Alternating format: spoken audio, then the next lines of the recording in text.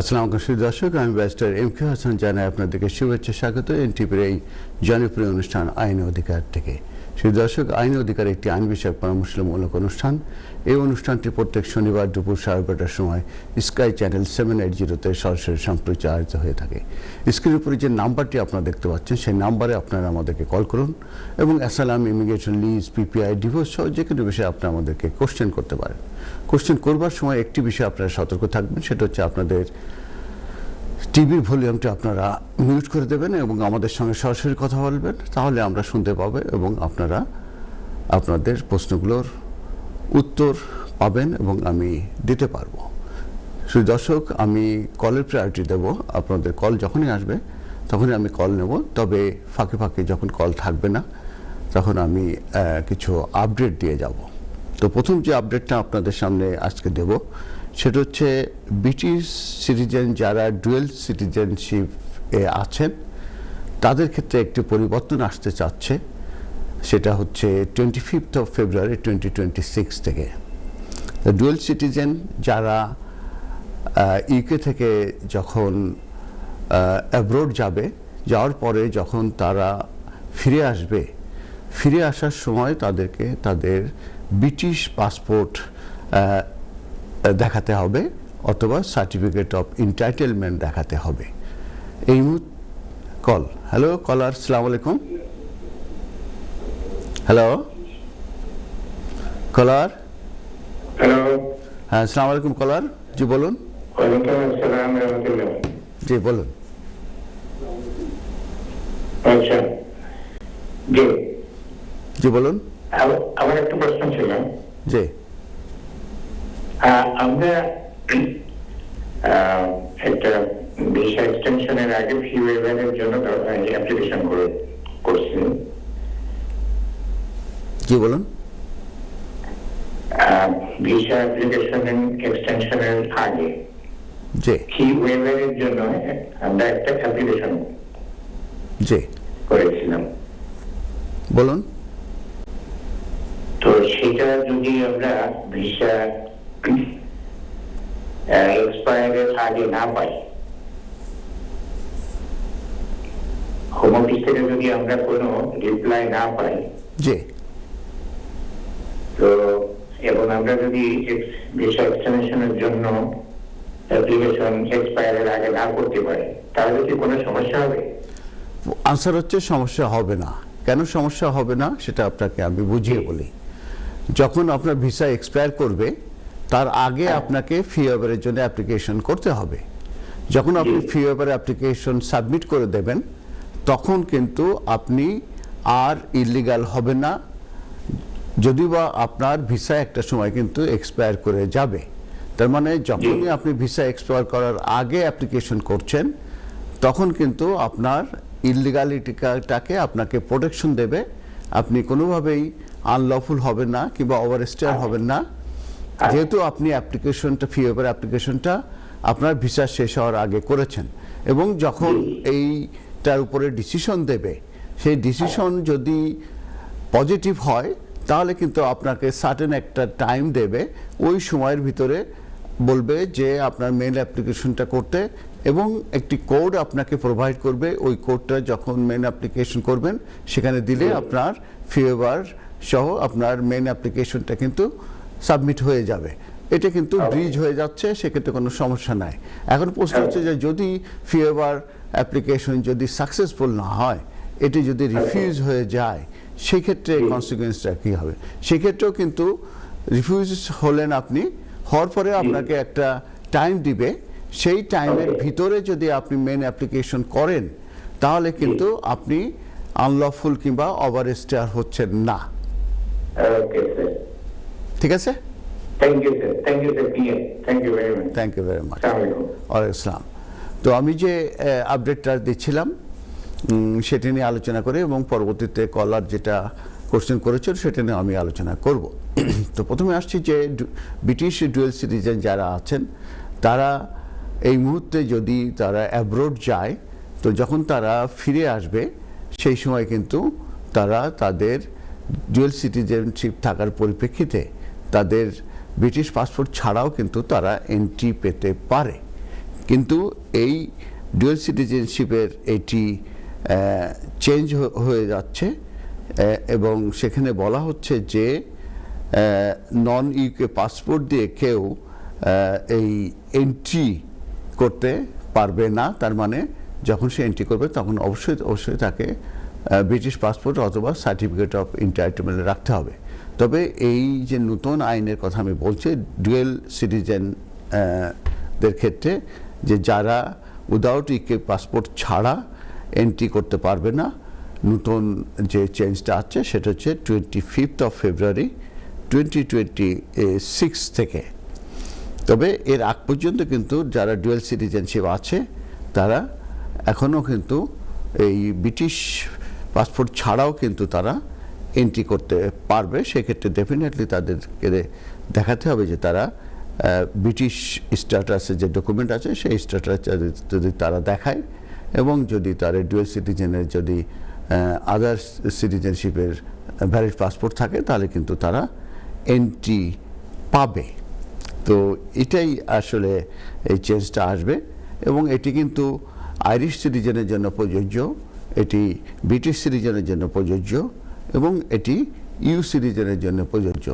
যারাই dual citizenship থাকবেন তারা এই 25 ফেব্রুয়ারির পরে এই ডুয়েল ব্রিটিশ সিটিজেন তাদেরকে প্রয়োজন হবে একটি valid British passport or certificate of entitlement, যাতে করে তারা এই এন্ট্রি পায় কিংবা ইউকেতে তারা ইন করতে পারে। এটার কারণ হিসাবে যেটা বলা হচ্ছে ডিজিটাইজিং দ্য ইমিগ্রেশন সিস্টেম, এবং সেক্ষেত্রে ইউজ করা হচ্ছে ইলেকট্রনিক ট্রাভেল অথরাইজেশন, এবং সেটা ইনশিওরিং করছেন যে মিলিয়ন অফ পিপল তারা এনজয় করবে যখন তারা ট্রাভেল এক্সপিরিয়েন্স করবে টু দ্য ইউকেতে। এবং ইটিএ যেটা ইলেকট্রনিক ট্রাভেল অথরাইজেশন, যেটা দেবে একটি গ্রেটার পাওয়ার এই ইমিগ্রেশন অফিসারদেরকে, যে তারা কিন্তু স্টপ করতে পারবে যদি কোনো পার্সন যদি পোজ করে, যে থ্রেট পোজ করে থাকে, এবং সেই ক্ষেত্রে সেটা যদি তারা পায় এবং তাদের কিন্তু তাদের ব্যাকগ্রাউন্ড কিন্তু তারা চেক করতে পারবে। অতএব সেই ক্ষেত্রে কেউ যদি কোনো ক্রিমিনাল হয়ে থাকে কিংবা থ্রেট হয়ে থাকে তাহলে কিন্তু তাদেরকে ইমিগ্রেশন অফিসার স্টপ করতে পারবে, বিকজ ইলেকট্রনিক অথরাইজিং যে ইলেকট্রনিক ট্রাভেল অথরাইজেশনের মাধ্যমে কিন্তু সেটা জানা যাবে। তো এই চেঞ্জটা part of the home office যে নিউ ইটিএ স্কিম আছে সেটার জন্যই হচ্ছে, এবং হুইচ উইল রিকোয়ার, এবং যেটা ভিজিটরদেরকে প্রয়োজন হবে যে তখন তারা কান্ট্রি থেকে আসবে, সেক্ষেত্রে তাদের প্রয়োজন নেই একটি visa to travel to the UK to obtain an ETA before arrival. এটা কিন্তু যারা ভিসা ন্যাশনাল তাদের ক্ষেত্রে প্রযোজ্য, আর যারা নন ভিসা আইরিশ সিটিজেন তারা কিন্তু exempted from electronic travel authorisation, এবং সেক্ষেত্রে তাদেরকে ট্রাভেল করতে হবে ব্রিটিশ অথবা আইরিশ পাসপোর্ট নিয়ে, এবং অথবা তাদেরকে প্রেজেন্ট করতে হবে এ সার্টিফিকেট অফ এন্টাইটেলমেন্ট। তো এটার যে ইম্প্যাক্ট, এই চেঞ্জের ইম্প্যাক্ট সম্পর্কে যেটা বলা হয়েছে যে যা নিউ এন্ট্রি রিকোয়ারমেন্টস, এটা অ্যাপ্লাই হবে টু অল ডুয়েল সিটিজেন যারা লিভিং করছে অথবা ট্রাভেলিং করছে overseas, citizen travelling on or before 24 ফেব্রুয়ারি, তারা কিন্তু স্টিল অ্যাভেল হবে travel to the UK on a valid non British passport. So এটা আমরা জানি যে standard British adult passport cost £94.50, এবং আইরিশ পাসপোর্ট কস্ট করে £75। কিন্তু the price of applying for a passport from overseas এটা কিন্তু স্লাইটলি হায়ার। আর এই সার্টিফিকেট এন্টাইটেলমেন্ট যেটা আছে, এটা এই ডকুমেন্টটি প্লেসড হবে in a foreign passport providing that holder can live and work in the UK, এবং এটি কস্ট হয় হচ্ছে £589। এই চেঞ্জটা কেন করা হচ্ছে?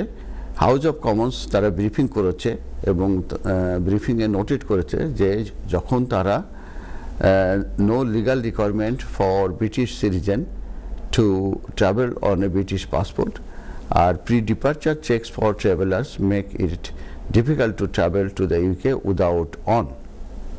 তো এই ক্ষেত্রে হোম অফিস যেটা বলছে যে অ্যাডভাইস করছে ডুয়েল ন্যাশনাল যারা আছে এন্টারিং দ্য ইউকেতে যারা ট্রাভেল করবে ব্রিটিশ পাসপোর্টে ফর মেনি মান্থ কিন্তু had not been strictly enforcing the requirement to allow people time to adjust. এটা কিন্তু আগে এটা অত স্ট্রিক্ট ছিল না, কিন্তু 25th of February থেকে এটা কিন্তু স্ট্রিক্ট করা হচ্ছে।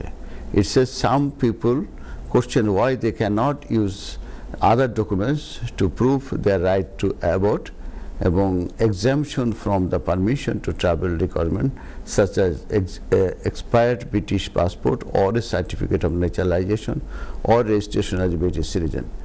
কিন্তু যারা যে ওই সমস্ত ডকুমেন্টগুলো যেগুলো লিস্টেড আছে in the home office document checking guidance for transport providers carriers are unlikely to deviate from the guidance because they can be penalized for bringing inadequate document passenger to the UK. তো এটাই ছিল একটা important একটি update. আরেকটা আপডেটে আমি যাচ্ছি, সেটা হচ্ছে যে ইংলিশ ল্যাঙ্গুয়েজ রিকোয়ারমেন্টের উপরে একটা পরিবর্তন অলরেডি হয়ে গেছে 6th of January 2026 থেকে। সেই দশক আমি আপডেট দিয়েছিলাম ব্রিটিশ ডুয়েল সিটিজেনশিপের ব্যাপারে যে একটি পরিবর্তন 25th of February 2026 থেকে ইমপ্লিকেশন হতে যাচ্ছে। আজকে এই অনুষ্ঠানটি সরাসরি ফেসবুক এবং ইউটিউবে কিন্তু প্রচারিত হচ্ছে। যারা আপনারা আমাদের প্রথম পার্টটি দেখেননি তারা কিন্তু ফেসবুকে এটা দেখে নিতে পারবেন এবং ইম্পর্টেন্ট একটা টপিকস নিয়ে আমি আলোচনা করেছিলাম, সেটা হচ্ছে ব্রিটিশ ডুয়েল সিটিজেনশিপের উপরে একটি পরিবর্তন আসছে ফ্রম 25th of February 2026 থেকে। এখন আমি যে পরিবর্তনটির কথা বলতে যাব সেটা হচ্ছে যে ইংলিশ টেস্ট রিকোয়ারমেন্ট এটা সিগনিফিকেন্টলি ইনক্রিজ অলরেডি হয়ে গেছে, বিশেষ করে যারা ইউকেতে নতুন অ্যাপ্লিকেশন করবে ইন ওয়ার্ক রুটে, specially skill worker, skill of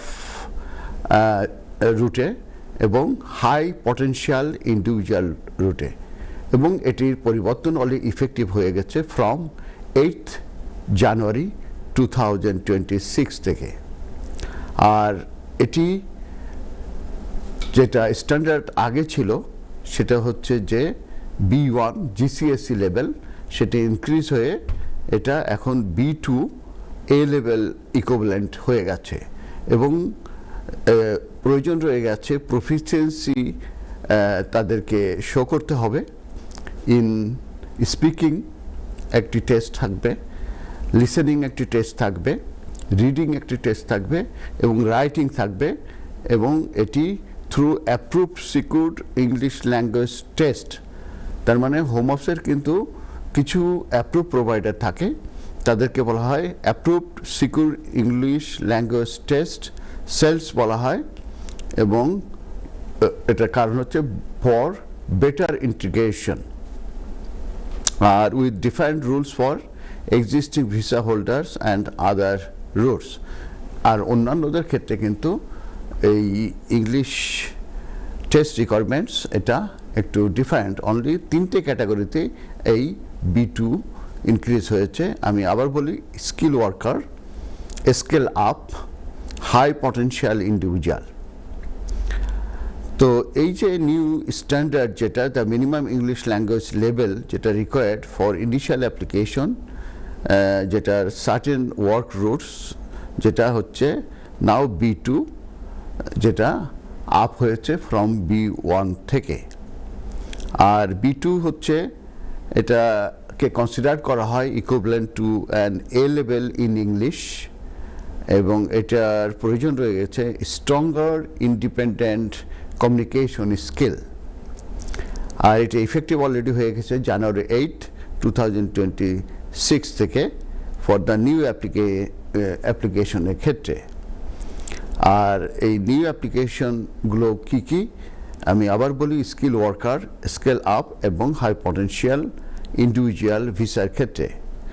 are switching ভিসার ক্ষেত্রে সেটা হচ্ছে যে যারা মুভিং করবে from other roots like graduate to skill worker after the deadline, মানে 8th অফ জানুয়ারির পরে যদি কোনো গ্র্যাজুয়েট রুটে থাকাকালীন তারা যদি করে, তাদের ক্ষেত্রে কিন্তু B2 প্রযোজ্য হবে। আর কারা এই চেঞ্জের দ্বারা এফেক্টেড হবে না, তারা হচ্ছে যারা already existing visa holders, that means যারা অলরেডি ওই রুটগুলোতে আছে বিফোর জানুয়ারি 8, 2026-এ, তারা কিন্তু কন্টিনিউ করবে with the B1 requirement for extensions. তার মানে যারা 8 ফেব্রুয়ারি 2026-এর আগে অলরেডি এসে গেছে এই 3টে ক্যাটাগরির ভিসায়, স্কিল ওয়ার্কার, স্কেল আপ এবং হাই পটেনশিয়াল ভিসায়, তাদের এক্সটেনশন কিন্তু 8 অফ জানুয়ারি 2026 পরে করলে তাদের কিন্তু ওই B1 টেস্ট তাদের জন্য প্রয়োজন। আর ডিপেন্ডেন্টের ক্ষেত্রে যেটা আছে সেটা হচ্ছে তাদের জন্য কিন্তু ইংলিশ টেস্ট এই ইনিশিয়াল লিমিটেড লিভের জন্য এটা কিন্তু প্রয়োজন নাই, কিন্তু তাদের কিন্তু সেটেলমেন্টের সময় কিন্তু এই পার্মানেন্ট রেসিডেন্সের ক্ষেত্রে তাদের কিন্তু এটা ফেস করতে হবে। আর স্পেসিফিক রুটের ব্যাপারে যে চেঞ্জ যেটা প্ল্যান করা হচ্ছে ফর সেটেলমেন্ট ইন এপ্রিল 2026-এ, graduate visa have separate adjustment. তো এই চেঞ্জের ব্যাপারে যেটা বলা হচ্ছে যে মাইগ্রান্টদের integration, social cohesion and economic কন্ট্রিবিউশনের জন্য এটা ইমপ্রুভ করবে বলে এই চেঞ্জটা আনা হচ্ছে। আর part of the border UK government এটা এফোর্ট নিচ্ছে to control migrant and encourage local hiring. তারা লোকাল হায়ারিংটাই এনকারেজ করছে instead of bringing overseas worker. আর আপনারা এই হোম অফিসের যে approve secure English language test আছে, এটা অবশ্যই আপনাদেরকে পাস করতে হবে। যারা এই যে 3টে ক্যাটাগরির কথা বললাম তাদের ইনিশিয়াল অ্যাপ্লিকেশন ক্ষেত্রে আফটার 8th জানুয়ারি 2026 থেকে। তো এই চেঞ্জটা আসছে। আর এখানে আরেকটা চেঞ্জের কথা আমি একটু বলে দিই, সেটা হচ্ছে যেটা আমরা এক্সপেক্ট করছি, আমরা জানি যে মে 2025-এ যে হোয়াইট পেপার পাবলিশড হয়েছিল, সেই হোয়াইট পেপারে ইমিগ্রেশন লয়ের উপরে পরিবর্তনের অনেক প্রস্তাব দেয়া হয় এবং সেই প্রস্তাবগুলোর কার্যকারিতা করতে যে 22 অফ জুলাই 2025-এ বেশ কিছু পরিবর্তন আসে, সেটা স্কিল ওয়ার্কারের উপরে। স্কিল ওয়ার্কারের যে লেভেল আছে, যেটা আগে 3 to 5, 6 পর্যন্ত ছিল, সেটাকে পরিবর্তন করে লেভেল 6+ করা হয়েছে এবং স্যালারি যে স্ট্রাকচার ছিল সেটা কিন্তু চেঞ্জ করা হয়েছে এবং অনেক এসওসি, যেটাকে জব টাইটেল বলা হয়, সেই ধরনের অনেক 180 মতো জব টাইটেল, সেগুলো তো নতুন যে লেভেল 6-এর যে লিস্ট সেখান থেকে কিন্তু সেগুলো ডিলিট করে ফেলা হয়েছে। তো এই পরিবর্তনগুলো আমরা 22 অফ জুলাই 2025-এ আমরা দেখেছি এবং পরবর্তীতে 11 অফ জুলাই কিন্তু আমরা বেশ কিছু পরিবর্তন দেখেছি। তার পরবর্তীতে আমরা কনসালটেশন ইন্ট্রোডিউস করা হয় ডিসেম্বর মাসে এবং সেই কনসালটেশনের মেন যে উদ্দেশ্য সেটা হচ্ছে যে কোয়ালিফাইং পিরিয়ড ফর সেটেলমেন্ট এটা ইনক্রিজ করা। তো এই কনসালটেশন বলতে এটাই বোঝায় যে কোনো আইন করার আগে, কোনো চেঞ্জ করার আগে মূলত জনগণের কাছ থেকে কনসালটেশনের মাধ্যমে তাদের মতামত নেওয়া। তো এই কনসালটেশন যে একটি কোশ্চেনারি, এটা অনলাইনে দেয়া আছে, সেই অনলাইনে আপনারা গেলে পার্ট A and B-তে কোশ্চেনারি থাকবে, সেই কোশ্চেনারিগুলো আপনারা পার্টিসিপেট করবেন এবং সেটা সম্ভবত ফেব্রুয়ারি পর্যন্ত এটা ওপেন থাকবে। এবং যারা আমাদের কমিউনিটির আছেন কিংবা অন্য কমিউনিটির আছেন, তারা কিন্তু অনলাইনে যে এটা পার্টিসিপেট করে আপনারা প্রশ্নগুলোর উত্তর দিতে পারবেন এবং সেখানে যেটা আপনারা করবেন যে আপনাদের মতামত দিলে সেই মতামতগুলো কিন্তু যখন ক্লোজিং হয়ে যাবে এই কনসালটেশন তারপরে যে কিন্তু তারা ডিসিশন নেবে যে এই আইএলআর কিংবা সেটেলমেন্ট যেটা এই মুহূর্তে 5 ইয়ার্সে পাওয়া যায় এটা কি 10 ইয়ার্স করা হবে কি না। তো ওই কনসালটেশনে কিন্তু অনেকগুলি পরিবর্তনের কথা বলা হয়েছে এই বিশেষ করে এই সেটেলমেন্ট কিংবা আইএলআর এর উপরে। তো সেখানে অনেকের প্রশ্ন আসছে যে এই চেঞ্জটা যেটা আসবে 10 ইয়ার্স যদি হয়ে যায় সেটা অলরেডি যারা ইউকেতে আছে সেটা তাদের উপর প্রযোজ্য হবে কি না, অথবা এটা যখন এটি ইফেক্টিভ হবে এপ্রিলে বলা হচ্ছে তখন থেকে কি এটা কার্যকরী হবে কি না। তো এটার উপরে আমি রিসার্চ করে যেটা দেখতে পেয়েছি সেটা হচ্ছে যে এই কলার আছে। হ্যালো কলার, আসসালামু আলাইকুম। হ্যালো, ওয়ালাইকুম সালাম। আমি শুনতে পাচ্ছি, আমি শুনতে পাচ্ছি আপনার প্রশ্নটা আপনি করুন।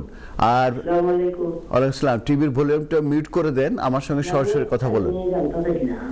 জি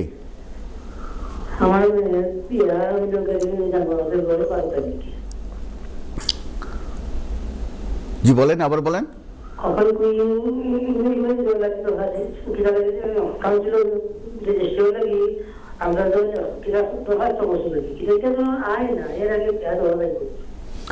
এটি আসলে একটা সিস্টেমটা হচ্ছে যে আপনি যদি বিয়ে করতে চান এবং আপনার যদি সাবজেক্ট ইমিগ্রেশন কন্ট্রোল থাকেন সেক্ষেত্রে প্রথমে আপনাকে লোকাল ম্যারেজ রেজিস্ট্রার অফিসে নোটিশ দিতে হবে। তার মানে আপনি ফোন দেবেন, ফোন দিয়ে তাদেরকে বলবেন যে আমরা বিয়ে করতে চাই, তখন তারা আপনাদেরকে একটা অ্যাপয়েন্টমেন্ট দেবে এবং আপনাদের অরিজিনাল পাসপোর্ট এবং প্রুফ অফ অ্যাড্রেস নিয়ে যেতে বলবে। যার পরে সেটা দেখার পরে তখন তারা হোম অফিসের কাছে অ্যাপ্রুভাল চাইবে যে আপনাদের ম্যারেজটা রেজিস্ট্রেশন করা যাবে কি না।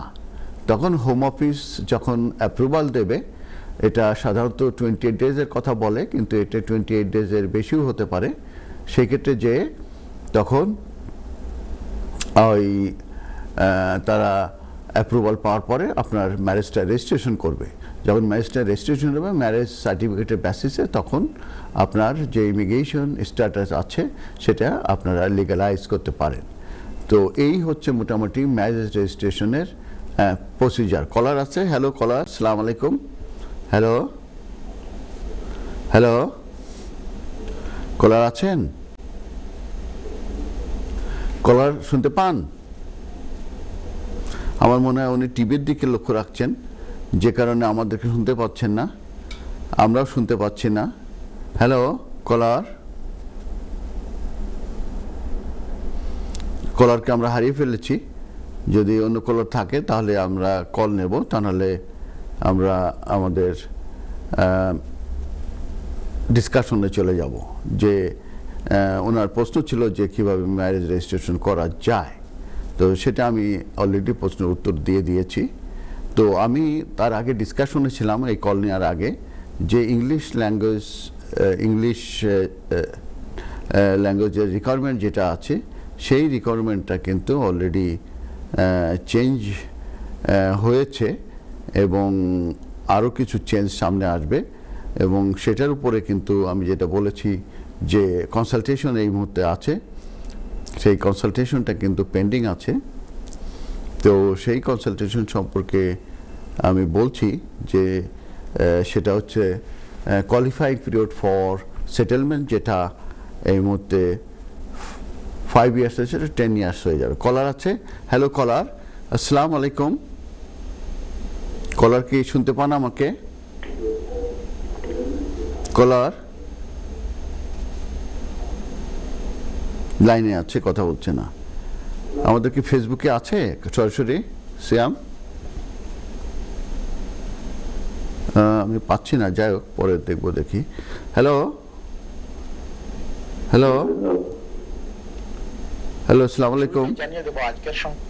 কলার আছেন? কলার কলারের মধ্যে হারিয়ে গেছে। আবারও আমরা ডিসকাশনে চলে যাই। আবার কেউ যদি কারো লাইন যদি কেটে যায়, আপনারা কিন্তু আবার চেষ্টা করতে পারেন, তাহলে আপনাদের প্রশ্নগুলোর উত্তর আমরা দেব।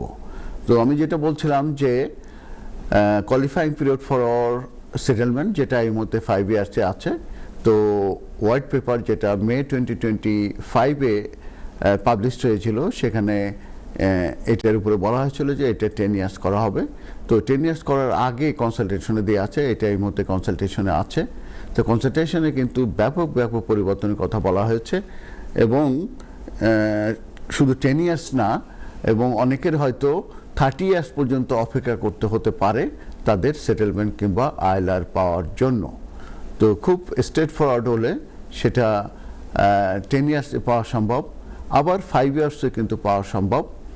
তো এটা ডিপেন্ড করবে বিভিন্ন ক্যাটাগরির উপরে এবং ইন্ডিভিজুয়ালের সার্কামস্ট্যান্সেসের উপরে, তাদের কিভাবে তারা এন্ট্রি করেছে সেটার উপরে, তারা বেনিফিট নিচ্ছে কিনা সেটার উপরে, এবং সেই বেনিফিটটাকে 12 মান্থের উপরে কিনা সেটার উপরে, 12 মান্থের নিচে হলে আরেক ধরনের, এবং লিগালি আসলে এক ধরনের, ইললিগালি আসলে আর এক ধরনের, ভিজিটার ভিসা এসে যদি পরবর্তীতে যদি সে লিগালিটি পায় সেটা আর এক ধরনের, অ্যাসালামের ক্ষেত্রে আর এক ধরনের হবে, যারা অ্যাসালাম পেলে তাদের কতদিন অপেক্ষা করতে হবে। এটা কিন্তু অনেক একটা বড় পরিবর্তন সামনে কিন্তু আশা করা হচ্ছে। তো যে কারণে অনেকেই প্যানিকিং হচ্ছেন এবং অনেকেই টেনশনে আছেন, স্ট্রেস করছেন, তাদেরকে আমরা বলবো এটা মাত্র কনসালটেশন, এটা কিন্তু অন্য কিছু না। তো যে কারণে আপনারা স্ট্রেস নেবেন না, কিংবা আপনারা ধরে নেবেন না কনসালটেশনটা আইন। কনসালটেশন মানে মতামত নেওয়া। এই মতামতগুলো যখন শেষ হবে নেয়া ফেব্রুয়ারিতে, তখন তারা সেটার উপরে অ্যাসেসমেন্ট করবে, ইকোনমিক অ্যাসেসমেন্ট করবে এবং রিস্ক অ্যাসেসমেন্ট করবে। দুটো অ্যাসেসমেন্ট করে তখন তারা এপ্রিলে একটি ডিসিশন নেবে যে এটা 10 ইয়ার্স হবে নাকি 5 ইয়ার্স আছে সেটাই থাকবে। এবং আমি যেটা বলেছি যে এটা up to 15 years, 20 years, 30 years পর্যন্ত যাবে, এবং কার কোন সার্কামস্টেন্সের উপরে এটা হবে সেটা ডিটেলস কিন্তু এটা বলা হয়েছে। তো আমাদেরকে এপ্রিল পর্যন্ত অপেক্ষা করতে হবে। এপ্রিলে আসলে তখন আমরা এই পরিবর্তনগুলো আমরা জানতে পাবো। তো সেই ব্যাপারে আমি আরেকটু আপনাদের সঙ্গে শেয়ার করি। সেটা হচ্ছে যে আপনার যদি কেউ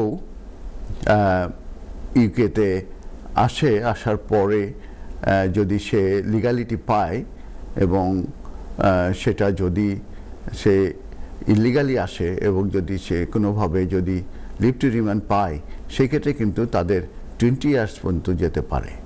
আবার যারা লিগালি যদি আসার পরে যদি তারা কোনো রকম বেনিফিট না নেয় এবং তারা খুব সুন্দরভাবে যদি 10 ইয়ার্স কমপ্লিট করে, সেই ক্ষেত্রে কিন্তু তাদের জন্য 10 ইয়ার্স হবে।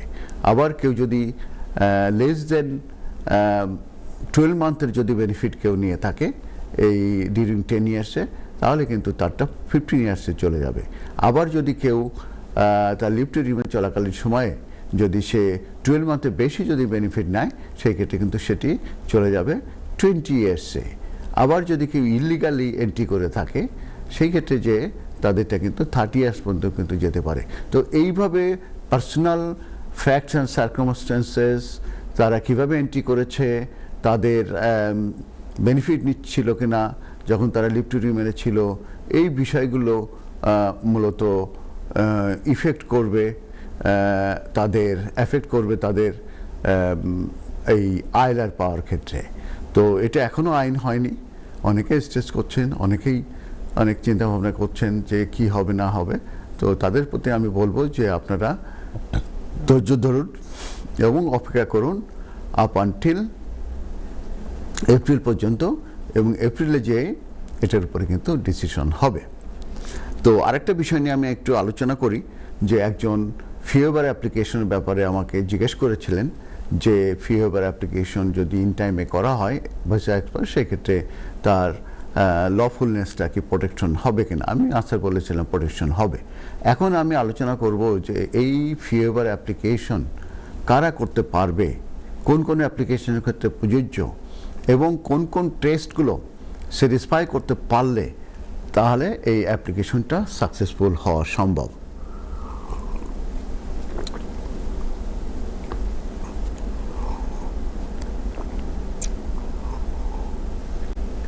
তো এখন আমি যেটা বলি সেটা হচ্ছে যে আপনার এখানে 3টা টেস্ট মূলত অ্যাপ্লিকেবল ফর ফি ওয়েভার অ্যাপ্লিকেশনের ক্ষেত্রে। প্রথমে আসে যে কারা অ্যাপ্লিকেশনগুলো করতে হবে। প্রথম হচ্ছে যারা হিউম্যান রাইটস অ্যাপ্লিকেশন করবে তাদের ক্ষেত্রে কিন্তু এটা প্রযোজ্য। হিউম্যান রাইটস অ্যাপ্লিকেশন যেমন 10 years route to settlement, outside immigration rules, তাদেরকে কিন্তু এটা প্রযোজ্য। তারা কিন্তু ফি ওয়েভারের জন্য অ্যাপ্লিকেশন করতে পারবে। এবং এন্টিগ্রান্স অ্যাপ্লিকেশনের জন্যও কিন্তু করা যায় ফি ওয়েভার, সেক্ষেত্রে কিন্তু সেটা 10 years হয়ে যাবে যেটা আমি বলছি। কিন্তু 5 yearsের ক্ষেত্রে কিন্তু এই এন্টি ক্লিয়ারেন্সটা যাদের ফিনান্সিয়াল রিকোয়ারমেন্ট স্যাটিসফাই করা প্রয়োজন রয়েছে তাদের কিন্তু এটা তাদের জন্য কিন্তু নয় এটা। তো যে কারণে human rights that mean 10 years সেটেলমেন্টে চলে যাবেন যারা এই ফি ওয়েভার অ্যাপ্লিকেশন করে যদি অ্যাপ্লিকেশনটা করেন, that mean fee waiver application আপনার সাকসেসফুল হওয়ার পরে যে তারা কিন্তু আপনার যে অ্যাপ্লিকেশন করবে সেটা ওই 10 years রুট টু সেটেলমেন্টে চলে যাবে। তো আমি যেটা বলছিলাম যে কোন কোন ক্ষেত্রে মূলত এটা প্রযোজ্য, মানে কোন কোন টেস্টগুলো তাদেরকে দেখাতে পারলে তারা মূলত পারবে।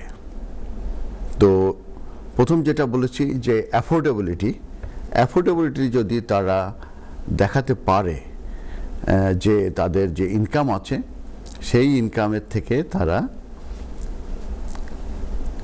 তাদের কোনো সেভিংস নাই এবং তারা তাদের ফি দিতে পারছে না, এবং সেই ফিটা যদি দেয় সেই ক্ষেত্রে কিন্তু তাদের জন্য যে ইয়েটা আছে, তার বাচ্চারা আছে, যদি বাচ্চা থাকে তাদের যে ফুড কিংবা তাদের যে বেসিক যে নিড আছে সেক্ষেত্রে এটা সিরিয়াসলি ইম্প্যাক্ট করবে। এই ধরনের কিন্তু যদি হয় তাহলে কিন্তু এটা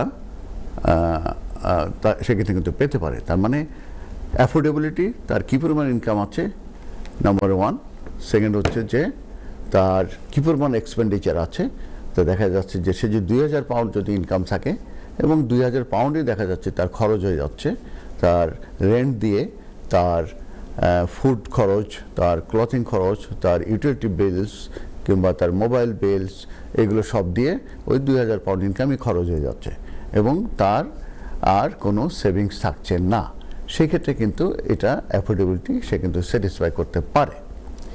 সেকেন্ড টেস্টটা হচ্ছে যে যদি কারো মেডিকেল কন্ডিশন থাকে, এই মেডিকেল কন্ডিশনটা কিন্তু ফি ওয়েভার অ্যাপ্লিকেশনের ক্ষেত্রে কনসিডারেশনে নিতে হবে। আর থার্ড হচ্ছে যদি কোনো চিলড্রেন থাকে, best interest of the children, যে বর্ডার অ্যান্ড ইমিগ্রেশন অ্যাক্ট আছে সেটার আন্ডারে, যেটা section 55 of the border and immigration অ্যাক্টে, সেখানে বলা আছে best interest of the children কিন্তু সবসময় কনসিডারেশনে নিতে হবে। তো সেক্ষেত্রে যদি এমন অবস্থা দাঁড়ায় যে এই ফিটা দিতে যে ওই বাচ্চার ফুড কেনা যাবে না, মিল্ক কেনা যাবে না কিংবা ন্যাপি কেনা যাবে না, এই বাচ্চার যে জীবনযাপন আছে সেখানে অ্যাফেক্ট করবে, সেটাও কিন্তু কনসিডারেশনে নিতে পারে।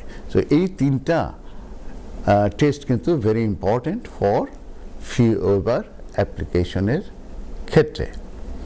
তো যে কারণে আপনারা যখন অ্যাপ্লিকেশন করবেন খুব কেয়ারফুলি অ্যাপ্লিকেশনটা করবেন।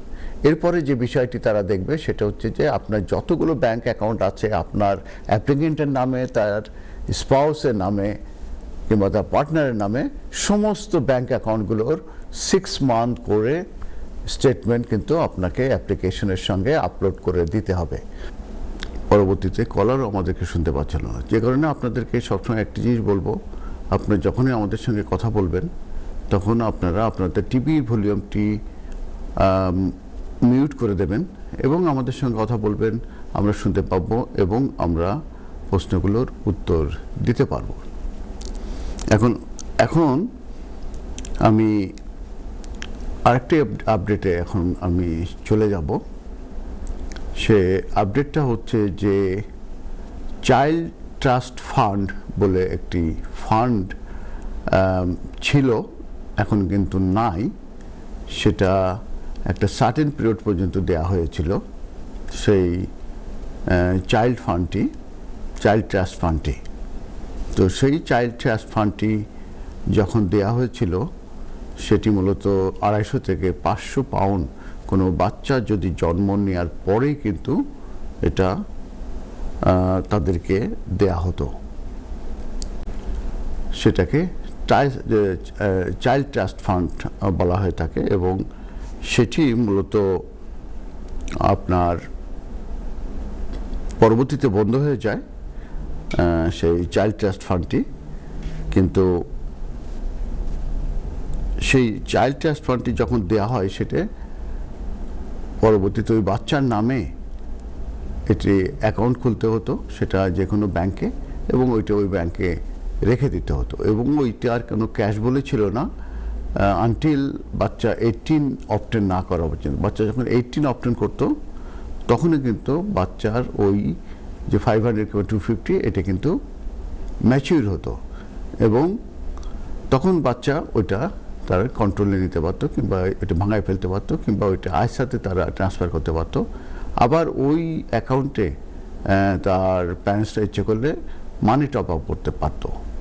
তো এই যে চাইল্ড ট্রাস্ট ফান্ডের কথা আমি বলছি, সেই চাইল্ড ট্রাস্ট ফান্ড মূলত অনেকেই এটা করার পরে, কিংবা ওই বাচ্চারা পাওয়ার পরে ওই সার্টেন পিরিয়ড পর্যন্ত, যেটা বলছে এখন কিন্তু আর এটা চালু নাই, সেই ক্ষেত্রে দেখা গেছে যে ওই ফান্ডগুলো কিন্তু এখনো ম্যাচিউর হয়ে গেছে, মানে বাচ্চারা 18 হয়ে গেছে, কিন্তু সেগুলো আর ফান্ডগুলো তুলে নেওয়া হয়নি কিংবা ইউজ হচ্ছে না। তো এইটার ব্যাপারে মূলত রিসেন্টলি আমি আপডেট দেখতে পেলাম যে অসংখ্য যারা এই বাচ্চারা এই 250 থেকে 500 পাউন্ড পেয়েছিল, তারা কিন্তু আপনার তুলছে না, এবং এটার প্রায় 78,000 এই হাউসহোল্ড যারা প্রায় 2000-এর উপরে এই মানিগুলো কিন্তু তারা বঞ্চিত হচ্ছে। দ্যাট মিনস তারা কিন্তু এটা নিচ্ছে না। তো যারা ওই সময়ে এই চাইল্ড ট্রাস্ট ফান্ড পেয়েছেন, এটা সম্ভবত 2008 থেকে 2011 পর্যন্ত সম্ভবত এটা ছিল, এবং ওই সময় বাচ্চাদেরকে দেওয়া হয়েছিল, এবং তারা ডেফিনেটলি কোনো অ্যাকাউন্টে রেখেছিল তার প্যারেন্টসরা, এবং তারা 18 হয়ে গেলে এটা কিন্তু তারা পেয়ে যাবে, অতএব তারা কিন্তু এটা ইউজ করতে পারবে। অতএব এটা কিন্তু ওইভাবে পড়ে আছে। তো যে কারণে, এবং এই মানিটা যেহেতু তারা এন্টাইটেলমেন্ট আছে, তো যদি তারা এখন চায় সেটা কিন্তু তারা করতে পারবে। এবং কেউ যদি মনে করে যে আমি তো মনে নাই কি অবস্থা ছিল, কি বৃত্তান্ত, সেক্ষেত্রে যে কিন্তু তারা ওই যে gov.uk আছে, এবং সেখানে চাইল্ড ট্রাস্ট ফান্ডের ওখানে যে তারা কিন্তু ন্যাশনাল ইন্স্যুরেন্স নাম্বার দিয়ে এটা চেক করতে পারবে, এবং তারা বের করতে পারবে যে ওই বাচ্চার নামে আদৌ কোনো চাইল্ড ট্রাস্ট ফান্ডে এই মানিগুলো আছে কি না। তো এটা একটি ইম্পর্টেন্ট, সেটাও আপনারা এটা খেয়াল রাখবেন।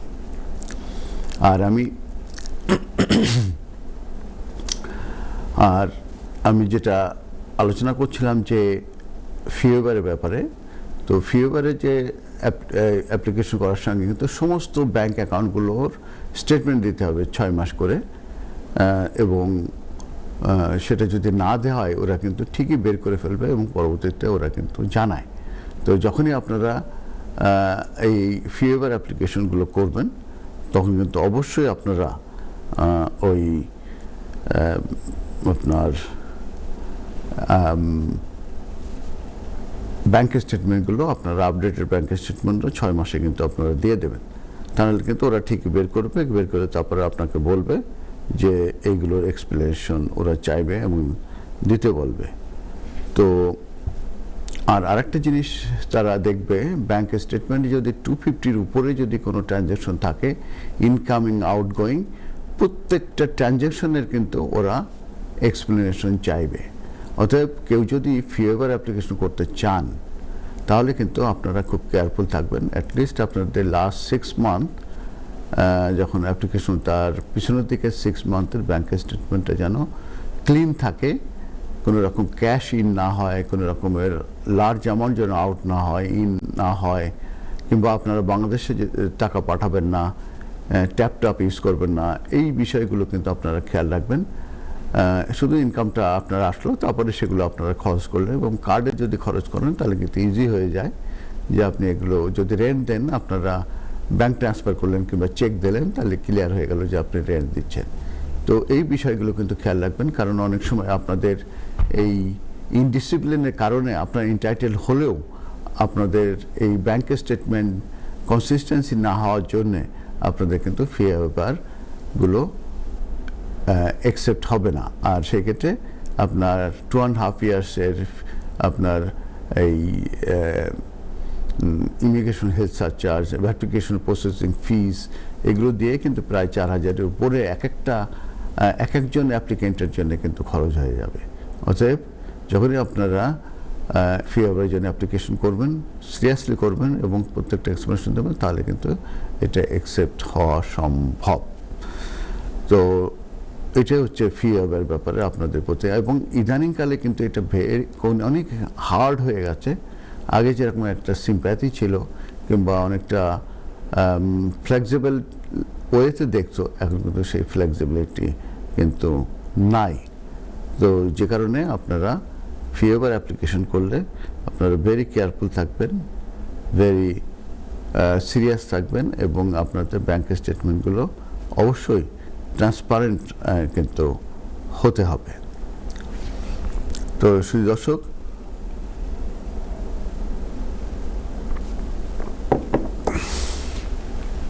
আর আরেকটা বিষয় আপনাদের সঙ্গে আজকে আমি শেয়ার করি, সেটা হচ্ছে যে যখনই আপনারা কোনো অ্যাপ্লিকেশন করতে যাবেন, আপনারা অ্যাপ্লিকেশন করার আগে যে কোনো একজন এক্সপার্ট লয়ার কাছে যাবেন, যে আপনাদের ইনস্ট্রাকশন দেবেন, আপনাদের ডকুমেন্ট নিয়ে যাবেন, নিয়ে এগুলো দেখাবেন, দেখানোর পরে যে কিন্তু আপনারা অ্যাডভাইস নেবেন।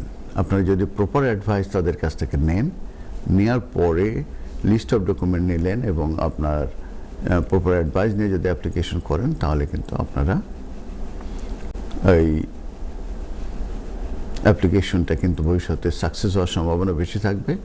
এবং সেক্ষেত্রে রিফিউজ না হলে তাহলে কিন্তু আপনি একবারেই কিন্তু আপনার সাকসেস হয়ে গেল। আর যদি আপনারা এবারে প্রপার অ্যাডভাইস না নিয়ে নিজেদের মতো করে যদি অ্যাপ্লিকেশন করেন, তাহলে কিন্তু রিফিউজ হলে, অ্যাপিল রাইট দিলে, তাহলে সেখানে খরচ বেড়ে যাবে, টাইমও কিন্তু আপনাদের অনেক বেশি বেড়ে যাবে। তো যে কারণে আপনারা আসলে এই বিষয়গুলো মাথায় রাখবেন, যে আপনারা অ্যাডভাইস নিয়ে নেবেন আপনার যে কোনো এক্সপার্ট লয়ারের কাছ থেকে। তো শুধু দর্শক, আমাদের কল আছে কিনা, যদি কল থাকে কল নেব, তাহলে কিন্তু আমি আমার এই ডিসকাশনগুলো আমি চালিয়ে যাব। আর আরেকটা জিনিস আমি বলছিলাম যে কনসালটেশনে একটা ইম্পর্টেন্ট বিষয় বলা হয়েছে, যে আমরা জানি যে English language test level B1 যেটা আইলার ক্ষেত্রে অ্যাপ্লিকেবল, এক্সেপ্ট তো সেটি এই B1টা কিন্তু ইনক্রিজ হতে পারে, কারণ কনসালটেশনে এটাই আছে যে কন্টিনিউয়াস লফুল রেসিডেন্স যেটা 5 ইয়ার্স হলে তারা কিন্তু আপনার আইলার পায়, সেটা কিন্তু ইনক্রিজ হয়ে 10 ইয়ার্স হতে যাচ্ছে। তো 10 ইয়ার্স হবে, এবং এই মুহূর্তে লাইফ ইন্টিগ্রিটি টেস্ট তাদেরকে কিন্তু পাস করতে হয়, এবং সঙ্গে ইংলিশ রিকোয়ারমেন্টস যেটা লেভেল B1 সেটাকে তাদেরকে সার্টিফিকেট অবটেন করতে হয়। তো সেইটার ব্যাপারে কনসালটেশনে আছে যে সেটি C1 হয়ে যাবে, C1 এর প্রস্তাবনা চলছে, এবং সেটা কিন্তু ইসে আছে, কি ওর নাম, কনসালটেশনে আছে। অতএব আমি বলবো যে যারা এই মুহূর্তে আপনারা এই ন্যাচারালাইজেশনের ব্রিটিশ সিটিজেনের জন্য যারা এলিজিবল হবেন, তাদেরকে আমি বলবো যে আপনারা দয়া করে আপনারা ওই এখনই আপনাদের ন্যাচারালাইজেশনের যে ব্রিটিশ সিটিজেনটি আপনারা কমপ্লিট করে ফেলেন। কারণ হচ্ছে যে আপনারা যদি এটা না করেন তাহলে কিন্তু আপনাদেরকে C1 ইংলিশ ল্যাঙ্গুয়েজ টেস্ট এটা কিন্তু আপনাদেরকে ফেস করতে হতে পারে, এবং সেটা কিন্তু অনেক হাই, এবং আপনাদের জন্য এটা অনেকের জন্য এটা কিন্তু ডিফিকাল্ট হয়ে যাবে। তো সেই কারণে আমি আপনাদেরকে বলতে চাচ্ছি যে আপনারা এখনই এই যে যারাই আপনারা এই কি বলে ন্যাচারালাইজেশনের ব্রিটিশ সিটিজেনের জন্য যারাই আপনারা এখন থাকবেন, কি বলে এলিজিবল হবেন, কিংবা আপনাদের এটা আপনাদের সেই ক্ষেত্রে কিন্তু আপনারা অবশ্যই এই ন্যাচারালাইজেশনটা আপনারা নিয়ে নেবেন। তা নাহলে কিন্তু ভবিষ্যতে আপনাদের জন্য কিন্তু এই C1 কিন্তু আপনাদেরকে ফেস করা রাখতে পারে, এবং সেটা আমি যেটা বলেছি এটা কিন্তু একটি ভেরি হাই লেভেল, এবং যেটা আপনাদের জন্য অনেকের জন্য এটা কিন্তু ডিফিকাল্ট হয়ে যেতে পারে। তো এখন যদি আপনারা এটা নিয়ে নেন তাহলে কিন্তু আপনাদের জন্য এটা খুবই ইজি হবে। B1টা আর C1টা এটা কিন্তু অনেক হাই লেভেল হয়ে যাবে। তো এই বিষয়টি আপনারা খেয়াল রাখবেন যে C1 এই মধ্যে আছে, কিন্তু কনসালটেশনে সেটেলমেন্টের সময় এটা C1 কিন্তু হয়ে যেতে পারে। তো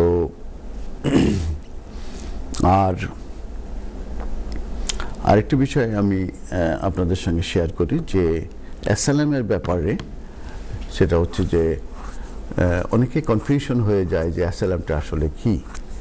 অনেকে এসে বলেন যে আমার চাচার সঙ্গে সম্পত্তি নিয়ে সমস্যা, আমার চাচাতো ভাইদের সঙ্গে সমস্যা, এই ধরনের ব্যক্তিগত যে প্রবলেমগুলো আছে যেটাকে নন স্টেট পারসিকিউশন বলে, সেইগুলোর রিজনিং নিয়ে আমাদের কাছে আসে যে আমি অ্যাসাইলাম সিক করতে পারবো কিনা। তো সেক্ষেত্রে আমি বলবো যে এই ধরনের পার্সোনাল যেসব সমস্যা অন্যের সঙ্গে, যেটাকে নন স্টেট পারসিকিউশন বলে, সেক্ষেত্রে কিন্তু এটা ভেরি ডিফিকাল্ট হয়ে যায়। কারণ হচ্ছে যে 1951-এর যে ইউএন কনভেনশন আছে, সেই ইউএন কনভেনশনে বলা হয়েছে যে 5টা রিজনে অ্যাসাইলাম সিক করা যায়। তার ভিতরে 1 হচ্ছে এথনিসিটি, সেকেন্ড হচ্ছে ন্যাশনালিটি, থার্ড হচ্ছে রিলিজন, ফোর্থ হচ্ছে পলিটিক্যাল ওপিনিয়ন, ফিফথ হচ্ছে membership with a particular social group. Ethnicity, nationality এটা তো এক ধরনের। রিলিজন যেটা, যদি কেউ তার ধর্মের কারণে, রিলিজিয়াসের কারণে যদি সে পারসিকিউটেড হয় এবং সে যদি প্র্যাকটিস করতে না পারে, সেক্ষেত্রে কিন্তু সে ইন্টারন্যাশনাল প্রোটেকশন চাইতে পারে, ইউকেতে এসে অ্যাসাইলাম সিক করতে পারে। ঠিক একইভাবে যারা পলিটিক্যাল ওপিনিয়নের কারণে যদি তারা পারসিকিউটেড হয়ে থাকে, তাদের লাইফ যদি ডেঞ্জার হয়ে থাকে, সেই ক্ষেত্রে কিন্তু তারা অ্যাসাইলাম সিক করতে পারে। আর ফিফথ যেটা, সেটা হচ্ছে membership with a particular social group. Membership with a particular social group হচ্ছে জেন্ডার আইডেন্টিটি, যেরকমের গে, লেসবিয়ান কিংবা অন্য ধরনের জেন্ডার আইডেন্টিটি প্রবলেম কারণে যদি কেউ পারসিকিউটেড হয়ে থাকে, সেক্ষেত্রে কিন্তু তারা এইটার ভিতরে পড়তে পারে। তো যে কারণে আপনারা এই ধরনের যদি ভিতরে থাকেন, সেক্ষেত্রে কিন্তু আপনারা অ্যাসাইলাম সিক করতে পারেন। তো শুধু দর্শক, অ্যাসাইলাম সিক করার আগে অবশ্যই আপনারা যে কোনো ভালো লয়ারের কাছ থেকে, যাদের অ্যাসাইলামের উপরে এক্সপার্টাইজ আছে, তাদের কাছে যে আপনারা অ্যাডভাইস নিতে পারেন, এবং অ্যাডভাইস নিলে সেক্ষেত্রে কিন্তু আপনাদের জন্য অ্যাসাইলামটা ভবিষ্যতে ইজি হতে পারে। তো অ্যাসাইলাম যখন আপনি লয়ারের কাছে যাবেন, যখন অ্যাডভাইস নেবেন, তো এক্ষেত্রে কিন্তু আপনাদের ডকুমেন্ট কিন্তু একটি ভেরি ভেরি ইম্পর্টেন্ট।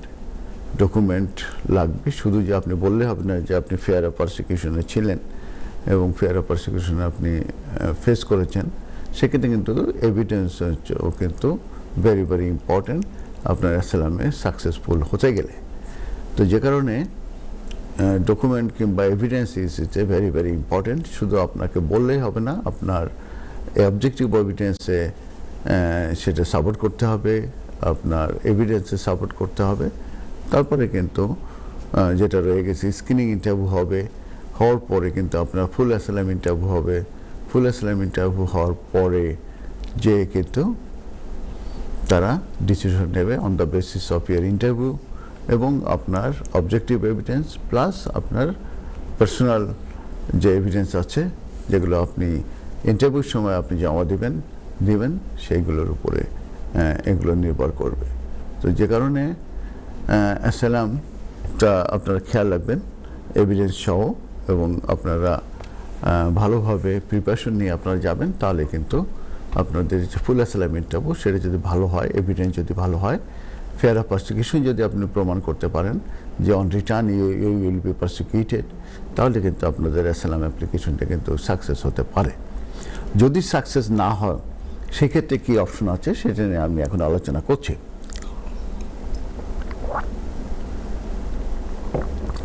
কোনো অ্যাসাইলাম অ্যাপ্লিকেশন যদি সাকসেস হয় সেক্ষেত্রে কিন্তু তাদেরকে রিফিউজি স্ট্যাটাস দেওয়া হবে, এবং এই মুহূর্তে যে আইনটা আছে সেটা হচ্ছে যে তাদেরকে 5 ইয়ার্স লিভ টু রিমেন দেওয়া হবে, এবং 5 ইয়ার্স কমপ্লিট করার পরে তারা যে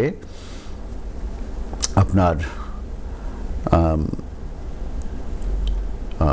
সেটেলমেন্টের জন্য অ্যাপ্লিকেশন করবে এবং তারা সেটেলমেন্ট পেয়ে যাবে। আর যদি রিফিউজ করে তখন যেটা আছে সেটা হচ্ছে যে তাদেরকে অ্যাপিল রাইট দেওয়া হবে, তখন তাদেরকে অ্যাপিল সাবমিট করতে হবে। তো অ্যাপিল সাবমিট করার পরে যখন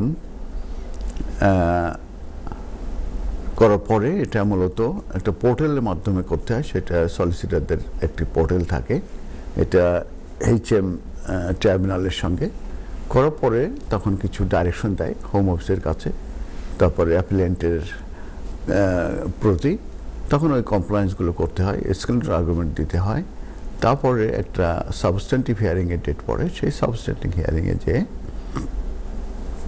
তখন একজন রিপ্রেজেন্টেটিভ থাকবে হিয়ারিংয়ে, অ্যাপিলেন্ট থাকবে এবং তাদের সঙ্গে একটা ইন্টারপ্রিটার যদি প্রয়োজন হয় থাকবে, আর হোম অফিস রিপ্রেজেন্টেটিভ অফিসার থাকবে। এই থাকার পরে যে কিন্তু এই অ্যাপিলটা হিয়ারিং হওয়ার পরে তখন কিন্তু হোম অফিস ওখান থেকে এই কোর্ট থেকে যে জাজ থাকেন উনি কিন্তু এটা ডিসিশন দিয়ে দেন। তো ডিসিশন দেওয়ার পরে যদি আপনার এটা অ্যাকসেপ্ট হয় সেক্ষেত্রে কিন্তু হোম অফিসের আপনার আবারও অ্যাপিল করার রাইট থাকে, আর যদি অ্যাপিল তারা না করে সেক্ষেত্রে আপনাকে অ্যাপিল ইমপ্লিমেন্টেশন ইউনিট থাকে, তারা আপনাকে 5 ইয়ার্সের লিভ টু রিমেন দিয়ে দিতে পারে। আর যদি হোম অফিস অ্যাপিল করে তখন আবার কিন্তু এটা গ্রাউন্ডসগুলো যাওয়ার পরে যদি সেটা অ্যাকসেপ্ট হয় তাহলে আবার হিয়ারিংয়ে যায়। তো এই হচ্ছে মোটামুটি আপনার অ্যাসাইলাম প্রসেস। তো আমি মোটামুটি সামারাইজ করে বললাম, আরও ডিটেলস এটাকে বলা যায়। তো যখনই কেউ অ্যাসাইলাম সিক করবেন আমি সবসময় বলবো যে আপনারা অ্যাডভাইস নেবেন, নিয়ে তাহলে আপনারা যদি এটা করেন তাহলে কিন্তু আপনারা অনেক ভালো করতে পারবেন। কারণ ইন্টারভিউ, তারপরে যে হিয়ারিংয়ের জন্য কিন্তু প্রিপারেশন নিতে হয়, কারণ হিয়ারিংয়ে যখন যাবেন তখন আপনাকে কোশ্চেন করা হবে, ক্রস এক্সামিন করা হবে। তো যে কারণে আপনার তখন আপনাদেরকে সেটার জন্য প্রিপারেশন থাকতে হবে। কারণ আপনি যদি কনসিস্টেন্স না হন যে অ্যাসাইলাম ইন্টারভিউতে কী বলেছেন, স্ক্রিন ইন্টারভিউতে বলেছেন, আবার ওইখানে এসে দেখা গেল যে আপনি সেটা বলতে পারছেন না, তখন কিন্তু আপনার সমস্যা হতে পারে। তো যে কারণে প্রিপারেশন কিন্তু হিয়ারিংয়ে বলেন, অ্যাসাইলাম ইন্টারভিউতে বলেন, এটা কিন্তু ভেরি ভেরি ইম্পর্টেন্ট এবং এটা খুবই প্রয়োজন রয়ে গেছে। তো আমি অনুষ্ঠানে একেবারে শেষে চলে এসেছি, অনেক কল নিয়েছি এবং যারা কল করেছেন তাদেরকে অসংখ্য ধন্যবাদ। যাদের কল নিতে পারি নাই তাদের প্রতি রইল আমার অ্যাপোলজি। আমি প্রত্যেক মাসের এক সপ্তাহে আসি, থার্ড উইকে আসি। এরপরে আমার অন্য কলিগরাও আসবেন অন্যান্য শনিবারে। তো আপনার অনুষ্ঠানটা দেখবেন। এই অনুষ্ঠানে আমি লাস্ট 14 ইয়ার্স এই অনুষ্ঠানে আসছি এবং আপনাদের কমিউনিটির সেবা দিয়ে যাচ্ছি এবং আমি খুবই এনজয় করি। ধন্যবাদ এনটিপিকে, ম্যানেজমেন্টকে ধন্যবাদ।